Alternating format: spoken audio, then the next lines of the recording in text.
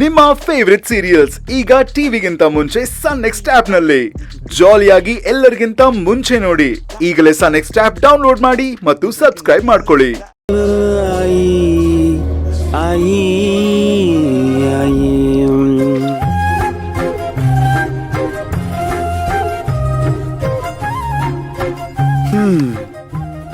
ಅನಾಥ ಗಂಡನಾದೆ ನಾನು, ಹೆಂಡತಿ ಇದ್ದರೂ ಪಕ್ಕ.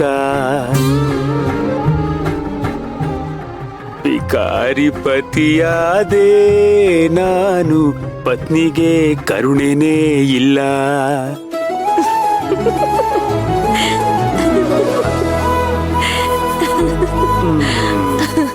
ಸರ್, ಇವತ್ ನಿಮ್ಗೆ ಕಂಪ್ಲೀಟ್ ಆಗಿ ನಟ್ಟು ಬೋಲ್ಟು ಲೂಸ್ ಆಗೋಗ್ಬಿಟ್ಟಿದೆ. ಮಲ್ಕೊಳ್ಳಿ ಅಂದ್ರೆ ಕೇಳೋದೇ ಇಲ್ಲ ಅಲ್ವಾ? ನೀನ್ ಆ ಕಡೆ ತಿರ್ಕೊಂಡ್ ಮಲಗಿದ್ರೆ ನಾನು ಬೆಳಗಾನ ಹಾಡಾಡ್ಕೊಂಡೇ ಇರ್ತೀನಿ ಅಷ್ಟೆ.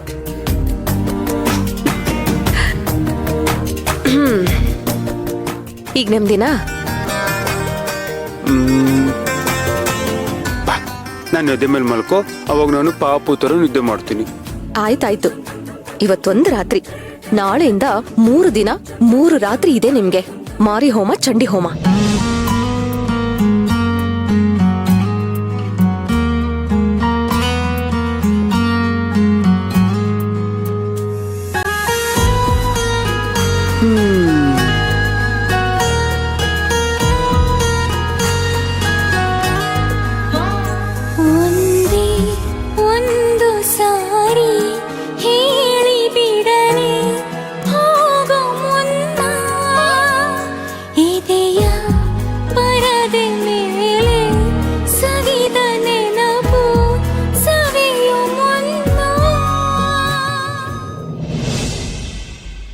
ಸೇವಂತಿ ಎದ್ದು ಸಿದ್ಧ ಆಗಿರ್ತಾಳೆ, ಪೂಜೆಗೆಲ್ಲ ರೆಡಿ ಮಾಡ್ಕೊಂಡಿರ್ತಾಳೆ.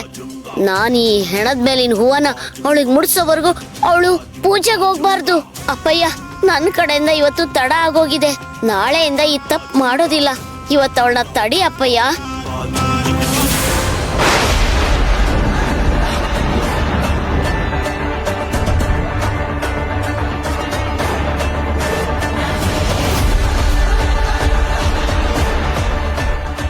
ಸೇವಂತಿ, ಒಂದ್ ನಿಮಿಷ.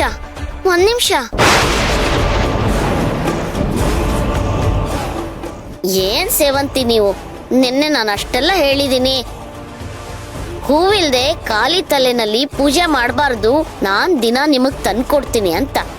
ಅಷ್ಟ್ರಲ್ಲಿ ನೀವು ಪೂಜೆ ಮಾಡಕ್ ಹೊರಟಿದ್ದೀರಾ? ನಾನ್ ಬರೋವರೆಗೂ ನೀವು ಕಾಯ್ಬೇಕು ತಾನೆ? ಸಾರಿ ಮಾಯಮ್ಮ, ಅದು ನೆನ್ನೆ ಸರಿಯಾಗಿ ಪೂಜೆ ಮಾಡಕ್ಕಾಗ್ದೆ ಮನ್ಸೆಲ್ಲ ಕೆಟ್ಟೋಗಿತ್ತು. ಅದೇ ಯೋಚನೆಯಲ್ಲಿದ್ದೆ. ಇವತ್ತಾದ್ರೂ ಪೂಜೆ ನಿರ್ವಿಘ್ನವಾಗಿ ಚೆನ್ನಾಗಾದ್ರೆ ಸಾಕು ಅಂತ ಅನ್ಕೊಳ್ತಾ ನಿಮ್ ಹೂವಿನ ವಿಷಯನೇ ಮರ್ತು ಬಿಟ್ಟೆ. ಕೊಡಿ, ನಾನೇ ಮುಡ್ಕೋತೀನಿ.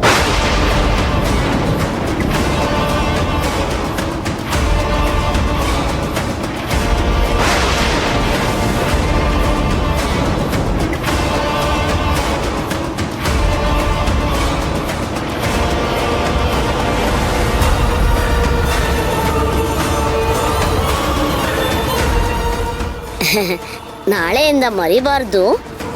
ಚಾನ್ಸೇ ಇಲ್ಲ, ಮರೆಯೋದಕ್ಕೆ ಇನ್ಮೇಲೆ ಸಾಧ್ಯನೇ ಇಲ್ಲ ಬಿಡಿ. ನೀವು ಬರೋದು 10 ನಿಮಿಷ ಅಲ್ಲ, ಅರ್ಧ ಗಂಟೆ ಆದ್ರೂ ನಾನು ಕಾಯ್ತೀನಿ. ಸಂತೋಷನಾ?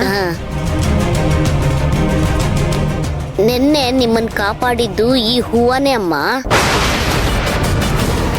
ನೀವೇನಾದ್ರೂ ಹೂ ಮುಡ್ಕೊಳ್ದೆ ಖಾಲಿ ತಲೆನಲ್ಲಿ ಪೂಜೆ ಮಾಡಿದ್ರೆ ಇನ್ನೇನೇನ್ ಅಪಶಕ್ನಗಳಾಗ್ತಿತ್ತೋ ಏನೋ, ಇನ್ ಮುಂದೆ ಏನೇನ್ ಅಪಾಯ ಕಾದಿದ್ಯೋ ಏನೋ.